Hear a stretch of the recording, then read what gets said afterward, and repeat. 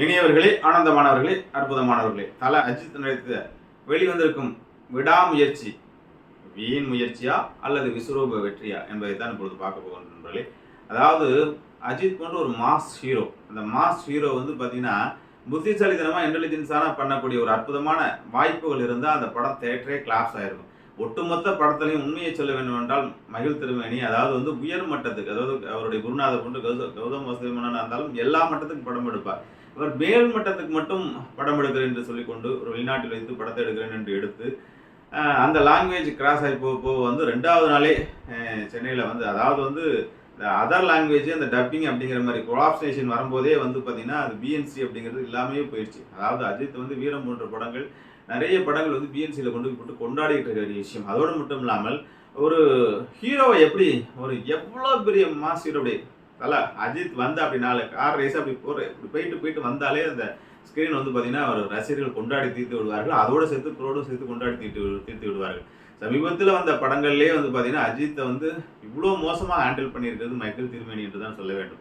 அதாவது ஒரே ஒரு சீன் ஒட்டுமொத்த தேட்டரும் கிளாப் பண்ணுது. அது எந்த சீன் அப்படிங்கிற மாதிரி இருந்தீங்கன்னா, அந்த ஆரவும் அவரும் வந்து காரில் போயிட்டு இருக்கும்போது பணத்தை கடத்தி கொண்டாந்து கொடுத்ததுக்கப்புறம் வந்து பார்த்தீங்கன்னா சங்கு எடுத்து வரும்போது அவர் 8 போட்டு காமிச்சு அந்த வண்டியிலே அவர் வந்து காலி பண்ணுற விஷயங்கள்ங்கிறது தான் ஒட்டு மொத்த தேட்டரும் கிளாப் பண்ண. அது ஒன்றும் புத்திசாலித்தனமான விஷயங்கள். அந்த பேங்க்லேருந்து அந்த நைஃபை திருடிட்டு வந்து பண்ணுறது. மற்றபடி கதைகள் எல்லா விமர்சகர்களும் விமர்சிப்பாங்க, படங்களும் வெளியே வந்துருக்கும். ஒரு காதலன் காதலி அவர்கள் வந்து ஒரு அற்புதமான லவ்வில் இருக்குது. அவங்களுக்குள்ள ஒரு 10 வருஷம் குழந்தை இல்லாமல் ஒரு பிரிவு ஏற்படுகின்றது.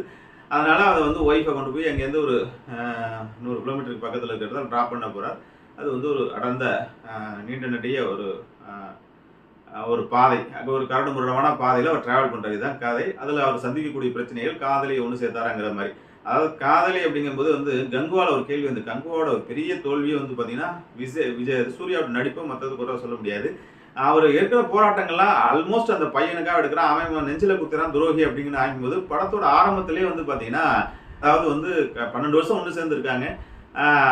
வேறவருடைய லவ் அண்ட் அஃபேர்ல இருக்காரு அப்படின்னு தெரிஞ்சு அதை பெருந்தன்மையோட கொண்டு விட போறாரு. அப்படிங்கும்போது மொத்தம் துரோகம் பண்ண ஒரு பொண்ணுக்கு வந்து இவர் இவ்வளோ லவ் அண்ட் அஃபெக்ஷன்ல தான் லவ் உண்மைங்கிறத பிரதிபலிக்கிறாரு, இவ்வளோ அடி வாங்குறாரு, இவ்வளோ வந்து கஷ்டப்படுறாருங்கும் போதே வந்து அந்த படத்தில் ஒரு சப்புலாம் போச்சு. நாங்கள் 2வது நாள் படம் பார்த்தோம், ஒட்டுமொத்த தேட்டரும் காலியாக தான் கிடந்துச்சு, டிக்கெட் அவைலபிள் தான் இருந்துச்சு. அந்த கார் வந்து அந்த கத்தியால கொடுக்குற அந்த ஒரு சீனை தவிர படத்தில் எந்த ட்ராப்ல மக்களுக்கும் புரியல கதை எங்கே போகுதுன்னு. அதாவது மக்கள் எல்லாமே ரசிகர்கள்லாம் வேதனைப்படுறாங்க. அஜித் வந்து அந்த கிளைமேக்ஸ் சீன்லாம் அந்த மூஞ்சில் குத்துறது, அவர் அடி வாங்குறது, அதாவது ஒரு மாஸ் ஹீரோ கொண்டாந்து வந்து பார்த்தீங்கன்னா சராசரி மனுஷனாக காமிக்கிறேன்னு ஆசைப்படி அந்த சராசரி மனுஷன் கிளைமேக்ஸில் எப்படி அவ்வளோ பேர் அடிக்கிறது மாதிரி நிறைய கேள்விகள் இருக்குது. ஒரு புத்திசாலித்தனமான விஷயங்கள், ஒரு 4 விஷயங்கள் வச்சு இந்த படம் வந்து பார்த்தீங்கன்னா ஒரு கிளாஸ் பண்ணுற இடத்துல எந்த விதமான இன்டெலிஜென்ஸான படம் போயிட்டு இருக்கு அப்படியே நேர்கோட்டில் போயிட்டு இருக்கு. அந்த அர்ஜுன் வந்து பார்த்தீங்கன்னா கிளைமேக்ஸில் லேப்டாப்பு செல்ஃபோன் எல்லாத்தையும் வந்து போட்டு அதில் வந்து உடைக்கும் போது கடைசியில் அவரும் அதுக்குள்ளே போகிறாங்க. கிளைமேக்ஸ் உட்பட வந்து நம்மளால வந்து ஒரு எதிர்பார்க்கக்கூடிய விஷயங்கள் தான் இருக்குது. இதில் வந்து ஒரு ஆங்கில பட தழுவல் அப்படிங்கிற மாதிரி சூழ்நிலையும் இருக்கின்றது.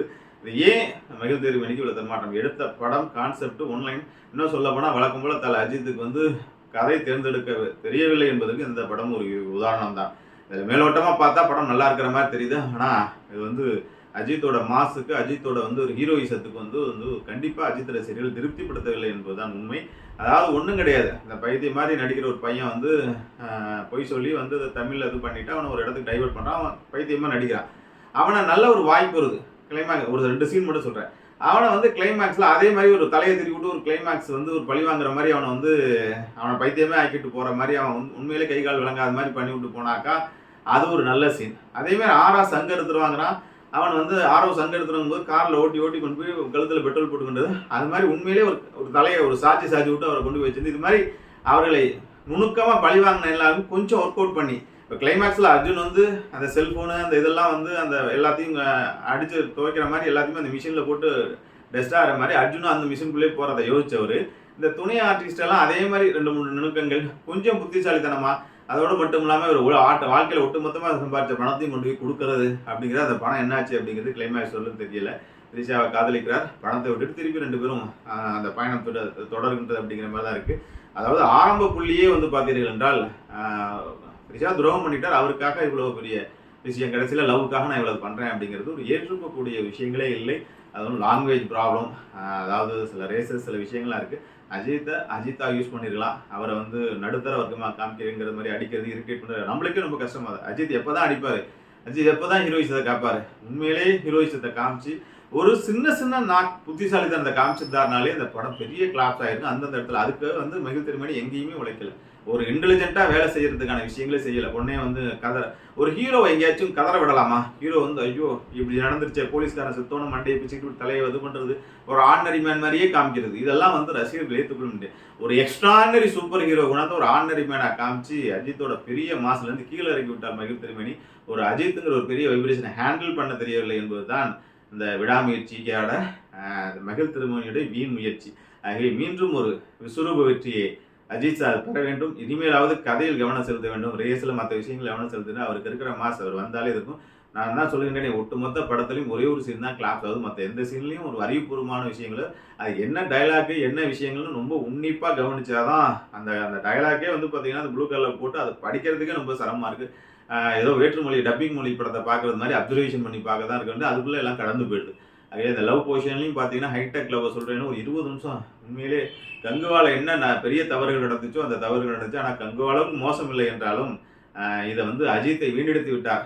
வீண் முயற்சி, அஜித்தை வச்சு ஒரு வீண் முயற்சியை தான் எடுத்திருக்கிறார் மகிழ் திருமேனி என்பதை சொல்லிக்கொண்டு ஒட்டுமொத்த படத்தோட பெருங்குறை, அஜித் தன்னோட கொடுத்த கடமையை கரெக்டாக செஞ்சிருக்காரு. டைரக்ட் சொன்ன விஷயங்கள் செஞ்சிருக்காரு. ஒரு ஹீரோவுக்கு வந்து இப்படி அடி வாங்குறமே, இப்படி வந்து இரிட்டேட் பண்ணுற மாதிரிலாம் வந்து இன்டர்வலில் வந்து ஒரு மூஞ்சில் குத்துறது, அந்த மாதிரி விஷயங்கள்லாம் ரொம்ப இரிட்டேட் ஆகுது.